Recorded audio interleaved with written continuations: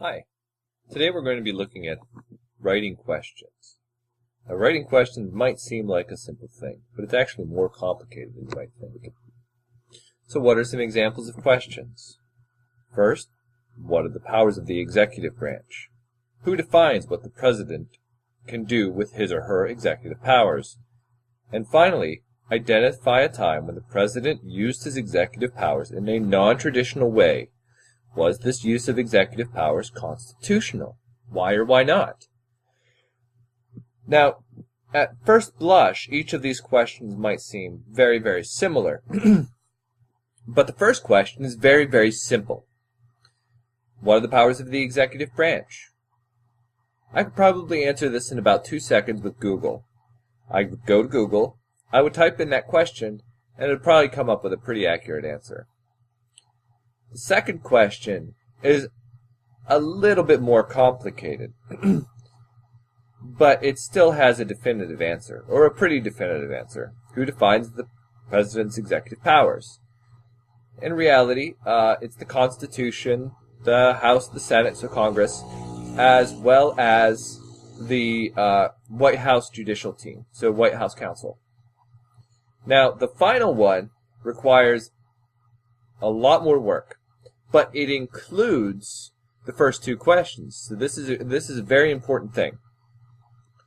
So if I'm answering the question whether or not it was constitutional use of powers, I'm going to be defining who defined the presidential powers and what are those powers of the executive branch. So was this something that was intended for the Constitution to be able to handle? If not, how did they handle it? The recent George W. Bush executive order on the use of waterboarding and other sorts of advanced interrogation techniques is probably the perfect example of this. You've got to do a lot of digging and a lot of research. So, levels of questions.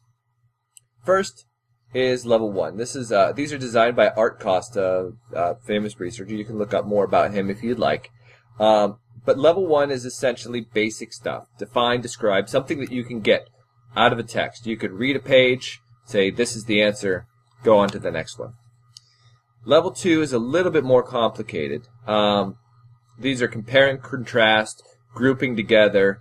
We'll look at some examples of these. And level 3 is the highest level. This is the level that we're going to be using in this class when we write questions. We want these inquiry level questions, not a lower level question.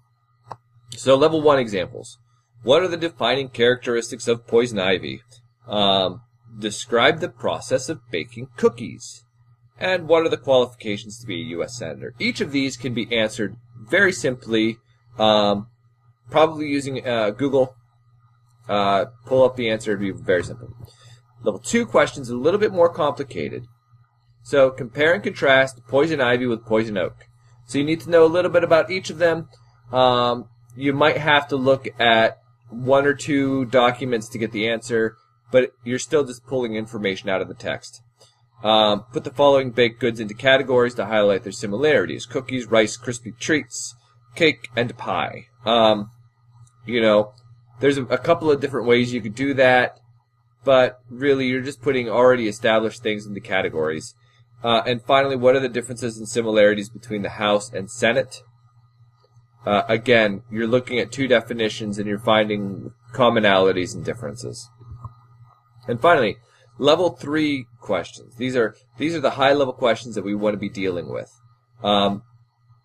So H.R. 256, which is not a real bill, I just made up that number. How is H.R. 256 an example of a bill that restricts freedom and privacy? The implication with the question is that it does restrict freedom and privacy, but the answer may be that it does not. So that's kind of something you actually have to look at. What is freedom and privacy? What are freedoms and privacy rights that we already have? How is this bill either changing or modifying those things? Is it constitutional?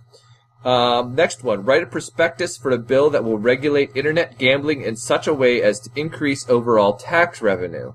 Now notice this doesn't seem like a question at first, but what you need to do is you need to research the issue find out what the problems with internet gambling are, find out why this bill hasn't been written yet, find out whether or not people are thinking about it, and look into a little bit, dig deep.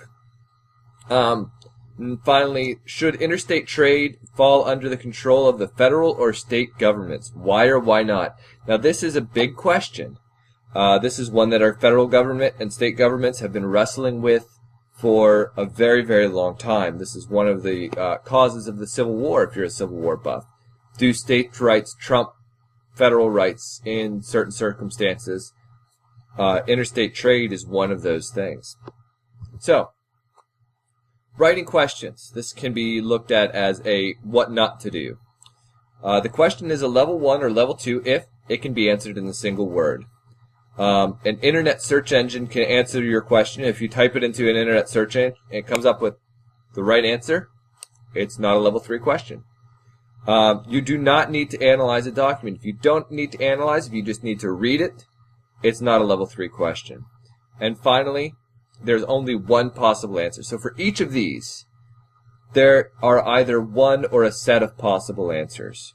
You'll notice with inquiry questions, level 3 questions, the answer is whatever you can support using evidence. And we talked about evidence in week 1. A question is level 3, an inquiry level question, if there is more than one possible answer. Really, this means that you've got a lot of different answers. You can go either way on a binary issue, but the answer requires support. It requires that you are able to provide evidence to support your conclusion. Multiple documents are required to answer the question. If you're needing to analyze several documents, then you're definitely looking at a level 3 question. Now this is analyze, not read, but analyze. And various aspects of the same issue can be carefully considered. So if we look at, if I were to ask you to write a position paper on gun control, there are a lot of issues at stake, and you have to analyze these arguments and look at various evidences and statistics and things to come up with a conclusion that can be supported by that evidence. All right, that's how to write good questions. I expect to see some great questions from you this week. Bye.